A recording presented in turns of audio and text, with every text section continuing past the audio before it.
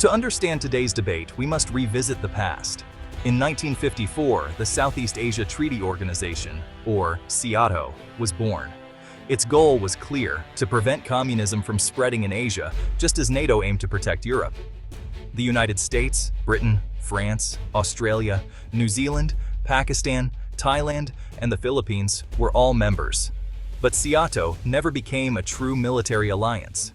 One key problem was the lack of unity among its members. Countries disagreed about what counted as a threat and who would actually fight if one was attacked. Some saw communism everywhere. Others worried more about local conflicts or their own stability. When crises hit, SEATO proved weak. For example, it failed to act decisively during the Vietnam War. Members debated endlessly instead of taking action. The alliance lost credibility. Over the years, countries dropped out or ignored the treaty.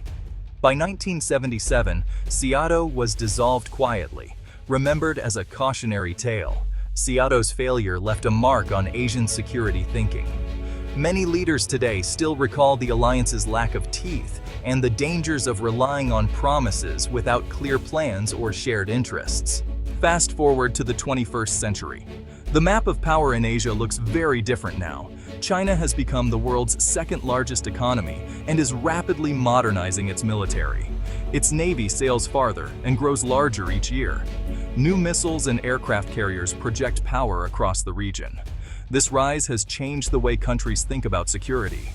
Where SEATO members once struggled to agree on a common threat, many now see China's assertiveness as the main challenge. Disputes in the South China Sea, Beijing's moves toward Taiwan, and border clashes with India all fuel anxiety. But China is not just a military power. Its trade networks reach deep into every Asian economy. Technology, investments, and infrastructure projects tie neighbors closer to Beijing's orbit. This double-edged sword, prosperity and pressure, makes security decisions more complex. As a result, many nations face tough choices. Should they balance against China, banding together for defense, or focus on cooperation and dialogue, hoping to avoid confrontation? The stakes have never been higher. At the center of the debate are seasoned voices: former defense ministers, diplomats, and security scholars. On one side, some argue that the time has come for a new alliance. The risks of going it alone are too high, says Admiral Tanaka, a retired Japanese naval chief. A formal pact could deter aggression and reassure smaller nations. Others urge caution. Professor Singh from Singapore points out, Asia is not Europe.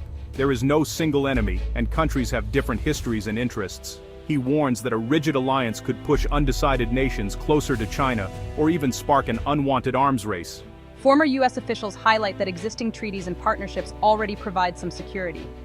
Let's build on what works, suggests Ambassador Lee, instead of copying NATO. Some suggest smaller, flexible groups, like trilateral or quadrilateral partnerships, could offer a better fit for Asia's diversity. As the roundtable continues, one thing is clear: there are no easy answers.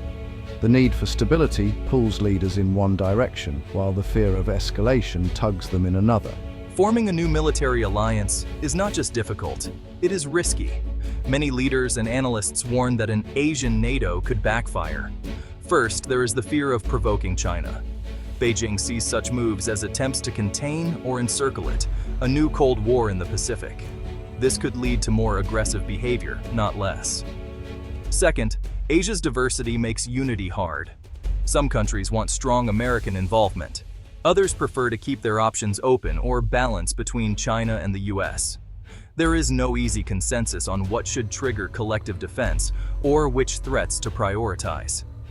Third, many in the region remember SEATO's failures. They worry that a new pact might look strong on paper but fall apart in crisis. If members hesitate to act, credibility will vanish, just as it did before. A promise is only as good as the will to keep it, warns a senior Philippine official. Finally, economic risks loom large. Many Asian countries depend on China for trade and investment. Openly joining an anti-China alliance could hurt their economies and anger their citizens. These concerns keep many governments on the fence. Why did NATO succeed where SEATO failed? The answers lie in geography and politics. Europe's nations cluster closely together, facing a common border with the Soviet Union. The threat was immediate, shared, and clear. History and shared values helped cement the alliance. Asia, by contrast, is vast. Its countries are separated by oceans, mountains, and cultural divides. While China is powerful, not every nation sees it as the same kind of threat. Some have territorial disputes with Beijing. Others enjoy close trade ties or rely on Chinese investment. Political systems also differ. Europe's democracies found it easier to work together. In Asia, there is a wider mix of regimes, from democracies to authoritarian states. This makes trust and coordination more difficult. These differences explain why collective security is harder to achieve in Asia, and why any alliance would need to be more flexible and tailored to local realities. Despite the challenges, countries are not standing still. Instead of one big alliance, they are building smaller networks.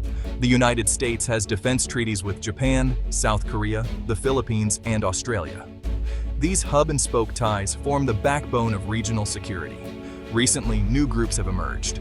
The Quad, made up of the US, Japan, Australia, and India, holds joint exercises and shares intelligence. Trilateral partnerships, such as those between Japan, the Philippines, and the US, are growing stronger.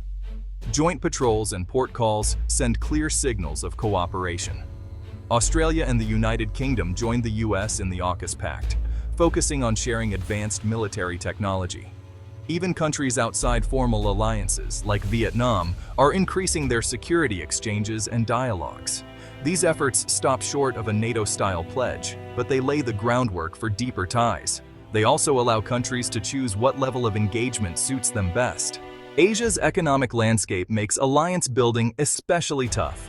China is the top trading partner for nearly every country in the region.